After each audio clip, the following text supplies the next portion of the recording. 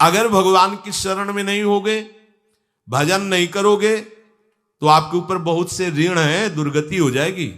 ऐसा नहीं है। आप यहां भी तो देखो ना, आपके मकान, आपका व्यापार, सब कुछ आपका कहा जाता है, लेकिन सब कुछ सरकार का है। हर चीज का टैक्स देना पड़ेगा तुम्हें। पानी का भी टैक्स देना पड़ेगा, मकान का भी टैक्स देना पड़ेगा, और तुम भी जो करोगे वो पैसा दो सरकार को। टैक्स तुम ऐसे फ्री थोड़ी जा नहीं होता, देना पड़ता है ना। आप मान लो नौकरी कर रहे हो कि हमारी नौकरी करे, तो उसमें सरकारी टैक्स कटेगा आपका, क्योंकि आप सरकारी आदमी हो, भारत देश के वासी हो। ऐसे ही ये टैक्स लगे हुए हैं सरकारी भी, मातृ ऋण, पितृ ऋण, ऋषि ऋण, ये टैक्स है। ऐसा नहीं कि तुम कमाओ खाओ और इसके बाद मर के जाओ स्वर्ग मिलेगा। टैक्स चुकाओ। ये मनुष्य शरीर मिला, इन ऋणों से मुक्त हो। अगर नहीं हुए तो भी तुम्हें दुर्गति होगी। आप देखो, जब कभी ऐसी सूचना मिलती कि अमुक आदमी का अमुक धन पकड़ा गया, तो इनाम दिया जाता है क्या कि इतना कमा लिया? सजा दी जाती है। तुमने टैक्स की चोरी की, अगर चोरी नहीं की, मेहनत से कमाया या व्यापार से कमाया, दिया नहीं सरकार को, हाँ दिया नहीं, इसीलिए तुम्हें टैक्स की चोरी का दंड मिलेगा। सारा धन अपहृत हो जाएगा, तुम्हारी निंदा होगी, तुम्हें सजा मिलेगी। बोलो मिलती है नहीं? ऐसे ही ये लड़का, बच्चा, पत्नी, पुत्र, परिवार जो भी है, ये सब श्री भगवान का तुम्हें टैक्स देना है। क्या टैक्स देना है? भगवान की शरण होकर उनका सुमिरन करो, सारे ऋणों से वो मुक्त कर देंगे। एकादश स्कंद में कहा है, मेरा भजन करने वाले का कोई ऋण नहीं रह जाता। और नहीं तो महाभारत में ही प्रसंग आता है, एक जरत्कारु नाम के ब्रह्म ऋषि थे। ऋषि और भक्त में बड़ा अंतर होता है। वो तपस्या प्रधान, जैसे दुर्वासा ऋषि तपस्या प्रधान थे, वो बाल ब्रह्मचारी और तपस्या से युक्त एक दिन भ्रमण कर रहे थे, तो आवाज आई, मेरी रक्षा करो, मेरी रक्षा करो।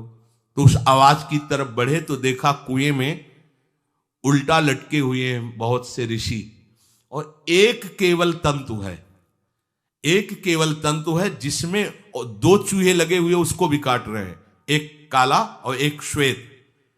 तो उन्होंने देखा और दयालु हो गए कि ऋषियों, मैं तुम्हारी कैसे रक्षा कर सकता हूं? तो उन्होंने कहा कि ये जो दो चूहे हैं रात और दिन हैं, और जो हम लोग हैं ये तुम्हारे पितर हैं।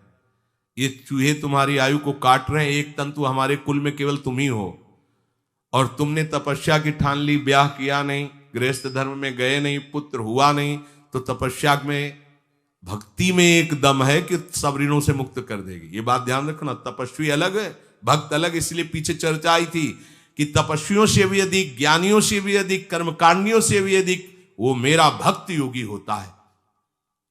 तुमने तो ब्याह किया नहीं, तो अब ये तंतु रात दिन तुम्हारे जीवन को काट रहे हैं, जहां तुम खत्म हुए हम सब नरक में गिर जाएंगे। पितरों ने कहा, तुम पितर ऋण से युक्त हो, मुक्त तभी होगे जब ऐसा करो। वो दृश्य खत्म, अंतर ध्यान हो गया। वो बड़े दुखी हुए कि क्या करें। तो उन्होंने मन में निश्चय किया कि एक ब्याह तो करूंगा पितरों के उद्धार के लिए। इतने बड़े तपस्वी हैं जरत्कारु जी, बड़ी महिमा है, लेकिन बात यहां फंस गई, पितृ। उन्होंने मन में निश्चय किया कि कोई आके अपनी कन्या दे दे और उसका भी नाम जरत्कारु हो। मैं बिल्कुल भरण पोषण नहीं करूंगा, और कभी हमसे कोई प्रश्न ना करे। ऐसी अगर कोई कन्या देगा तो मैं स्वीकार कर लूंगा। अब ऐसे ना नगर जाना है, ना किसी से बात करनी, तो वृक्षों से कहते, अपने पितरों के उद्धार के लिए मैं चाहता हूं कि कोई पाणी ग्रहण संस्कार करा दे, कोई हमारे नाम की कन्या को दे दे, और ऐसा ऐसा व्रत है। ऐसा ही बोल रहे थे कि वासुकी नाग उपस्थित हो गए, और उनकी बहन का भी नाम जरत्कारु था। उन्होंने कहा, सुनिए महाराज, मैं नागराज वासुकी हूं, सब देव रूप में, कोई ऐसे नहीं सांप वैसे बने, देव रूप, और सुंदर कन्या जरत्कारु। बोले, ये कन्या मैं आपको समर्पित करता हूं, हमारा सौभाग्य होगा आप जैसा महर्षि हमारी बहन का पति बने। इसका भी नाम जरत्कारु है, और आपकी जो इच्छा है कि मैं भरण पोषण नहीं करूंगा, तो मेरे पास संपूर्ण वैभव है, आप भी पधारिए, मैं आपका भी भरण पोषण करूंगा, अपनी बहन का भी। तीसरी बात, मेरी बहन इतनी शास्त्र सम्मत आराधना से युक्त है कि वो कभी आपसे प्रश्न ही नहीं करेगी, तो उनका स्वीकार है। प्रसन्न हुए, चले गए। काफी समय तक उनके महल में रहे। एक दिन जरत्कारु अपनी जरत्कारु पत्नी की गोद में सर रख कर ऐसे लेटे हुए थे, सो गए। और शास्त्रज्ञ थी, संध्या का काल था। संध्या काल में निषेध है मैथुन करना, भोजन करना और स्वाध्याय करना। ये सब संध्या काल में बस भगवत स्मरण परायण लोकवत।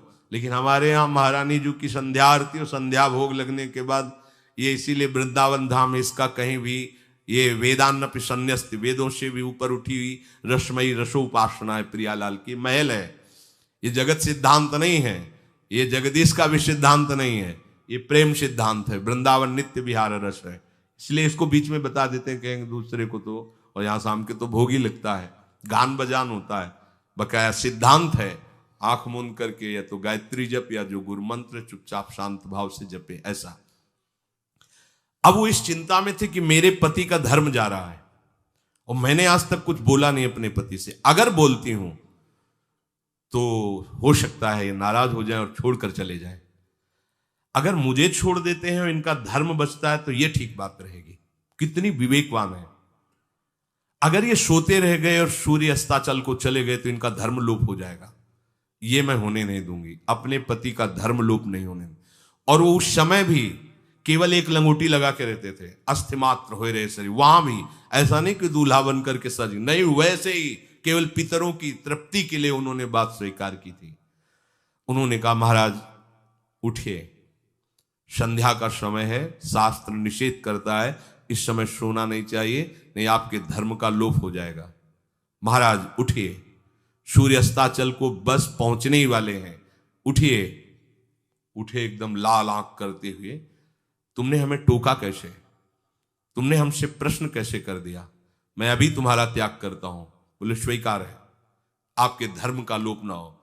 कहीं सूर्य अस्ताचल को चले गए, आपने अर्घ नहीं दिया तो जीवन भर की आपकी उपासना में कलंक लग जाएगा कि आपने संध्या काल में शयन करते हुए सूर्य आराधना नहीं की, आपके धर्म का लोप हो जाए। बड़ा सूक्ष्म धर्म का विषय। तो उनका सूर्य की ताकत कैसे कि मैं सोता रहूं और वो अस्ताचल को चले जाए, ऐसे महात्मा थे। का सूर्य की ताकत कैसे, भगवान व्यास देव जी ने लिखा है, किसी कहानी की बात नहीं। सूर्य की सामर्थ्य कैसे है कि मैं अर्घ ना दूं और वो अस्ताचल को चले जाएं, सूर्य तब तक रुके रहते जब तक मैं सोता रहता।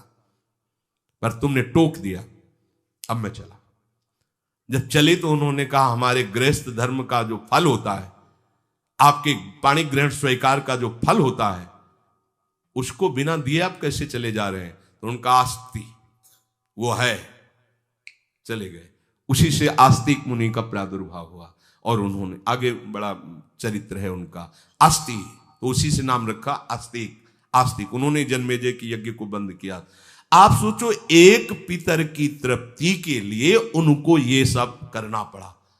और श्री हरिशरणम और निरंतर भजन, तो मातृण, पितृण, देवऋण, ऋषि ऋण, सब ऋणों से उपासक मुक्त होकर के परम धाम को जाता है। एकमात्र भगवदास है। पर ये मूढ़ जन इस बात को नहीं जान पाते हैं।